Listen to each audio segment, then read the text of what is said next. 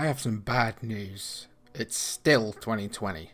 On the bright side, with us now hitting June, a generally agreeable month by all accounts. At least that's one extra month down as we look to slay this beast. A reverse Russian doll of a year where things just keep getting bigger and worse, 2020 has been a pretty testing time for us all, but with us now approaching the halfway point, things are beginning to look up. I'm not going to say it's because of video games, but they help. Apart from 1-2 Switch, which just makes everything worse. Here then is what you have to look forward to over the next month in games. Expect to hear about one of the potential best games of the year, and yes, I am talking about Spongebob. One of the most popular games of the year launches properly in early June, Valorant likely to become the biggest thing on streaming platforms as it looks to just straight up eliminate Overwatch from the conversation. 3 million players a day enjoyed Valorant's mix of Counter-Strike and hero shooter during its rather loose closed beta, and that's only likely to surge once Riot release it into the wild for everyone to lap up. Valorant has admittedly totally passed us by, but with a new agent, map and mode to accompany its June 2nd release, as well as some polish likely to come, it might be time for us to jump in before everyone gets too good. They're all really good already. Alright, never mind. Following a mobile game release that was so tone deaf that it even made bats wince, it looks like EA have begun to realise that they have an IP worth working on with this remastered collection of the original game and also Red Alert. Former Westwood Studios team members are working on this collection and will be rebuilding the multiplayer for a modern experience, as well as remastering the music, F&V cutscenes and even the UI. You want to wish Command & Conquer Remastered Collection the best of luck so that we may see another entry sometime down the line, but there's a sinking feeling in my gut that I can't quite shake about this one. Still, if you don't want to crack out Windows 95, this may just do the job. Billed as a story-driven, hardcore tactical stealth game, Desperados 3 looks like a wonderful throwback that we don't see enough of these days, as well as the first game in the series since the excellently named Eldorado. THQ Nordic are developing quite the reputation for picking up cult IPs and giving them a fresh lick of paint. So here's hoping they can release another gem when Desperados 3 hits. Judging from the gameplay footage we've seen so far, it's a worthy update with 5 unique characters that all offer a different way to stab and shoot, as well as the ability to woo enemies onto train tracks. Killing is all about options, guys.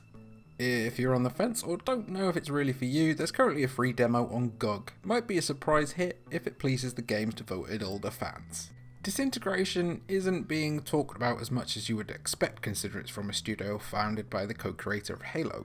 Maybe we're just in a bubble, but the chatter doesn't seem to be there. It's pretty odd because Disintegration by all accounts looks like a well put together shooter with some clear Destiny influences, though with some ideas of its own. A sci-fi FPS featuring some RTS elements, Disintegration is set on a future Earth where humanity's only chance of survival is to put their brains into robots. Now that's pretty metal.